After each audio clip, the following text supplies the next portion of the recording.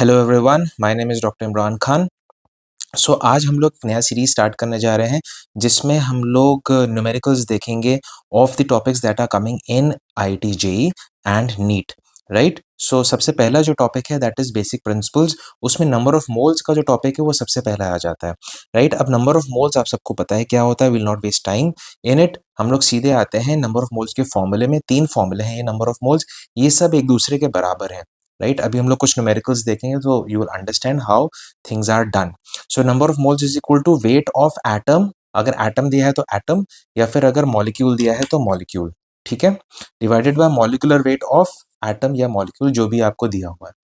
फिर उसके बाद that is equal to number of particles, मतलब एटम दिया है तो एटम लेंगे, मॉलिक्यूल दिया है तो molecules, divided by Avogadro's number that is 6.02 into 10⁻23।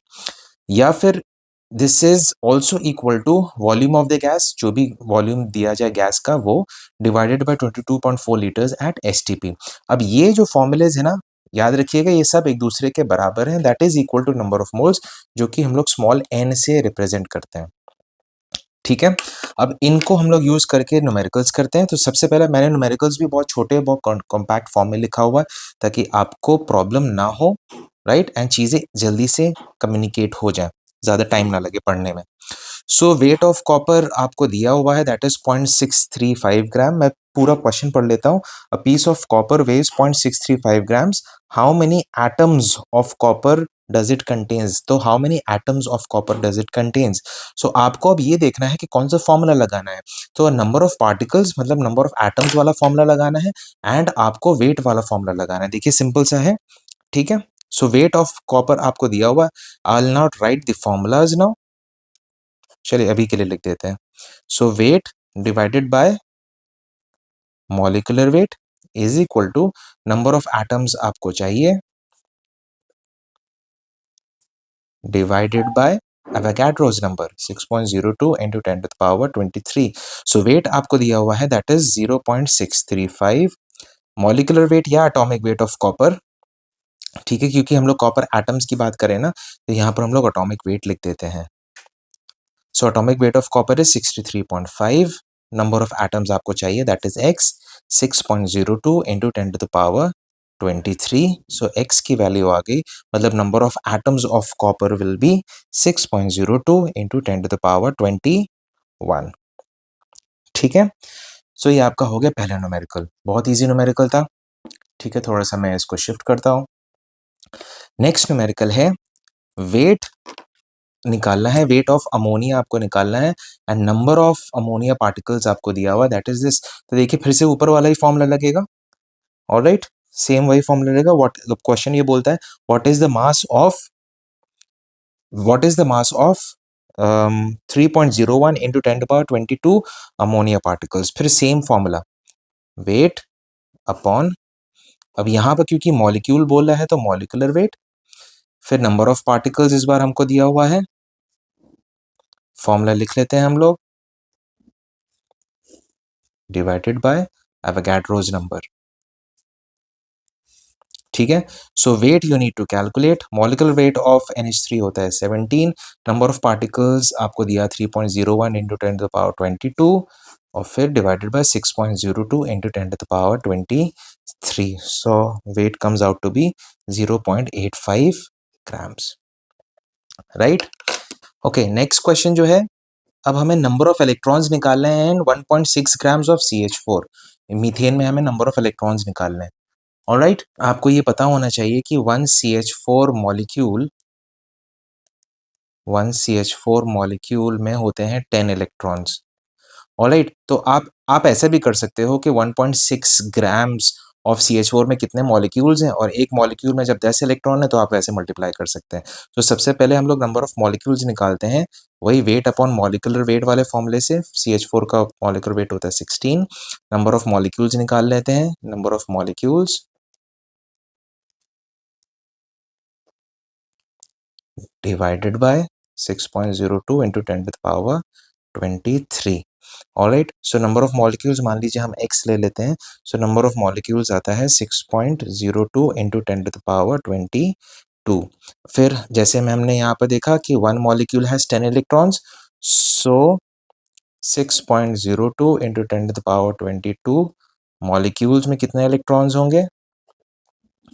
10 into 6.02 into 10 to the power 22. So that is 6.02 into 10 to the power 23 electrons. ठीक है? All right. Next question पे आते हैं. What is the charge? Charge of 0.1 mole of Cu2 positive ions. Charge of 1 mole of Cu2 0.1 mole of Cu2 positive ions पे हमें charge निकालना है. तो कैसे करते हैं इसको? अच्छा, चार्ज हमें जब निकालना होता है तो that is always done in Faraday's. तो चार्ज हमेशा जो होता है वो फैराडे पे निकालना होता है. तो आपको एक चीज पता होनी चाहिए कि 1 मोल ऑफ इलेक्ट्रॉन्स का जो चार्ज होता है वो होता है 96500 कूलॉम्स, जिसको 1 फैराडे भी बोलते हैं. Alright, so 0.1 mole of Cu2 positive का कितना चार्ज होगा, हमें वो चीज फैराडे में निकालनी है. ठीक है, तो आप ये देख सकते हो कि Cu2 पॉजिटिव में +2 चार्ज है. ऑलराइट, या 2 चार्ज है. तो इसका मतलब 1 Cu2 पॉजिटिव या 1 मोल बोलेंगे बिकॉज ये मोल में लिया जाता है. 1 mole of Cu2 positive will have 1 mole of electron का जो चार्ज होता है that is 1 Faraday. So 1 mole of Cu2 positive का चार्ज हो जाएगा 2 फैराडेज. राइट, हमें यहाँ पर दरअसल चार्ज निकालना है ना. देखिए, चार्ज निकालना है. सो 1 mole of Cu2 positive has 2 Faraday's of charge. So 0.1 mole of Cu2 positive will have 0.1 into 2 F, that is 0.2 Faradays of charge. ठीक है, नेक्स्ट क्वेश्चन. ऑल राइट, अब ये वाले जो क्वेश्चन है ये सी केरला में आया हुआ है. 2004 का क्वेश्चन है ये. 116 milligram of a compound on vaporization displaces 44.8 ml of air at STP. Calculate the molecular weight. फिर वही वाला formula, weight upon molecular weight is equal to. अब यहाँ पर जो सेकेंड राइट हैंड साइड में यूज होगा वो होगा weight upon molecular weight is equal to volume, जो थर्ड वाला फॉर्मूला था, डिवाइडेड बाय 22.4 लीटर्स है एट STP. ऑलराइट, सो अब ये देखिएगा, ये 0.11 मिलीग्राम है ना, तो ये 0.116 ग्राम्स आ जाएगा. और molecular weight obviously you need to calculate. Volume 44.8 into 10 to the power -3 litres और ये 22.4 litres. When you will calculate तो आपका मॉलिकुलर वेट निकल के आएगा 58. ऑलराइट, चलिए next question. A gas with vapour density 11.2, volume निकालना है आपको एट STP. मैं क्वेश्चन पढ़ देता हूँ. Gas has a vapour density 11.2. The volume occupied by 1 gram of gas at NTP. 1 gram of gas at NTP. Alright, इसका आपको volume निकालना है. राइट, 1 ग्राम ऑफ गैस का आपको वॉल्यूम निकालना है एट NTP. वेपर डेंसिटी दी हुई है. जब वेपर डेंसिटी दी होती है ना तो इसका एक फॉर्मूला होता है मॉलिकुलर वेट निकालने का. तो molecular weight is equal to 2 into vapor density. So this comes out to be 2 into 11.2, ये 22.4 ग्राम्स आ गया. ऑलराइट, अब आपको मॉलिकुलर वेट पता चल गया, आपको वेट पता है, आपको सिर्फ वॉल्यूम चाहिए. राइट, तो फिर से ऊपर वाला फॉर्मूला लगाएंगे. वेट है 1 ग्राम्स, मॉलिकुलर वेट है 22.4 divided is equal to volume आपको चाहिए डिवाइडेड बाय 22.4 लीटर्स. ऑलराइट, तो वॉल्यूम आपका आ गया 1 लीटर. ये JCEC 2004 का क्वेश्चन है. फिर क्वेश्चन है मैक्सिमम मॉलिक्यूल्स प्रेजेंट इन. अब इन चारों ऑप्शन में से आपको बताना मैक्सिमम मॉलिक्यूल्स किसके पास प्रेजेंट है. तो हमें इंडिविजुअली सबको कैलकुलेट करना पड़ेगा फॉर्मूला लगा के. ठीक है, मैक्सिमम मॉलिक्यूल्स, तो नंबर ऑफ मॉलिक्यूल्स हमें पूछा जा रहा है. ऑलराइट, तो फॉर्मूला लगाएंगे हम लोग. अब यहाँ पर पहले में वॉल्यूम दिया हुआ है, तो 15 upon 22.4 x divided by 6.02 into 10 to the power 23. So x will come out to be 669। Second में भी वही चीज पूछी जा रही है। सो 5/22.4 x/6.02 into 10⁻23.223। फिर इधर wait upon molecular wait x/6.02 into 10⁻23। सो यहाँ पर x की वैल्यू होगी 0.25 और फिर इधर आ जाएगा 10 डिवाइडेड बाय 32 x/6.02 into 10⁻23। तो यहाँ पर x की वैल्यू 0.312। अच्छा, यहाँ पर दरअसल एक मैंने गलती क्या की है कि अगर मैं, क्योंकि सब में ये चीज कॉमन है ना, सब में ये चीज कॉमन है, देख सकते हैं ना, सब में ये चीज कॉमन आ रही है, तो इसको मल्टीप्लाई करने की जरूरत क्या है। अगर मैं इसको n ले लेता हूं तो हमारे लिए इजी हो जाएंगी चीजें, बस हमें बस कंपेयर करना पड़ेगा। तो यहाँ पर इसकी जगह मैं लिख देता हूँ n यहाँ पर 312। सो अब आप इजीली यहाँ पर मल्टीप्लाई करने की जरूरत ही नहीं थी, मैंने गलती कर दी, मल्टीप्लाई करने की जरूरत ही नहीं थी। तो आप देख सकते हैं किसकी वैल्यू ज्यादा है, ए की वैल्यू ज्यादा है, तो आंसर आपका हो गया ए। ओके, अब नेक्स्ट क्वेश्चन है, insulin contains 3.4% sulphur, what is the minimum molecular mass of insulin. Alright, अब ये क्वेश्चन है।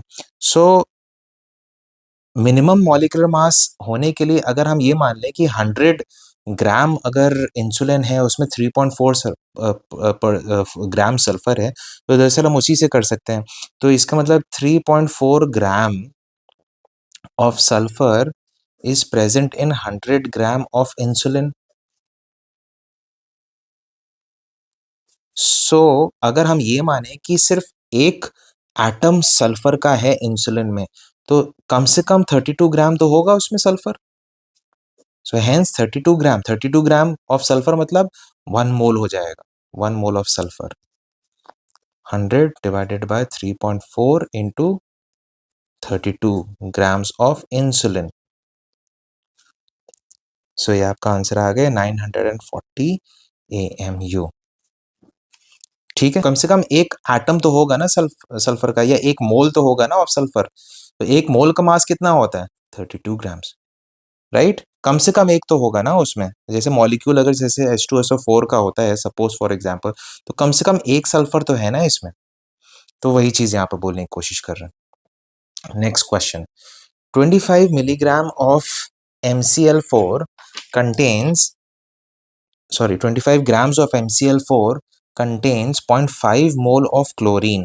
Calculate the molecular mass. MCl4 एक जनरल फॉर्मूला दिया हुआ, M यहाँ पर कोई भी जनरल मॉलिक्यूल है, जनरल एटम है, सॉरी जनरल एटम है यहाँ पर, ठीक है। सो यहाँ पर बोला गया 25 gram of MCl4 contains 0.5 mole of chlorine, then its molecular mass is. Alright, तो फिर जैसे आपने सल्फर वाला किया ना, वैसे आपको यहां पर भी करना है कि 1 mole of MCl4 contains 4 mole of chlorine. कम से कम इतना तो होगा ना, MCl4 1 mole of MCl4 contains 4 mole of chlorine, 4 mole of chlorine. So 0.5 mole of MCl4,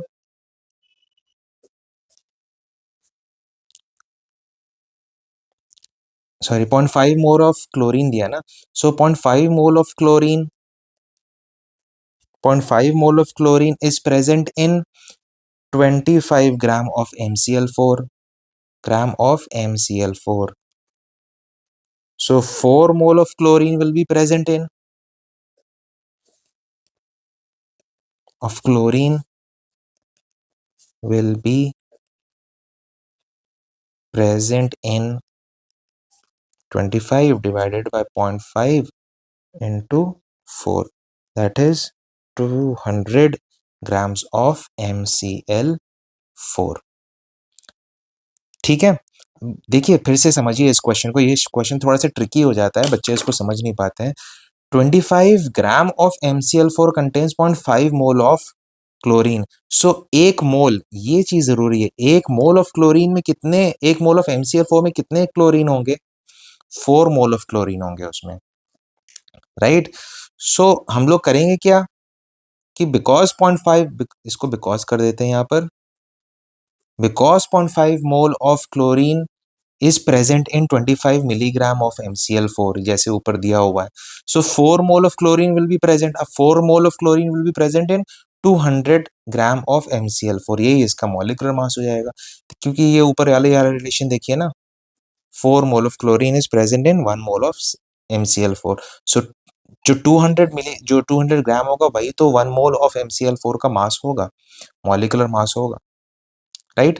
so I hope ये कुछ क्वेश्चंस थे, ये इजी क्वेश्चंस थे, थोड़े से कुछ लास्ट के थोड़े से ट्रिकी थे, आपको समझ में आए होंगे. So stay tuned for the next video. Hope you all like the video. Thank you, take care, bye bye.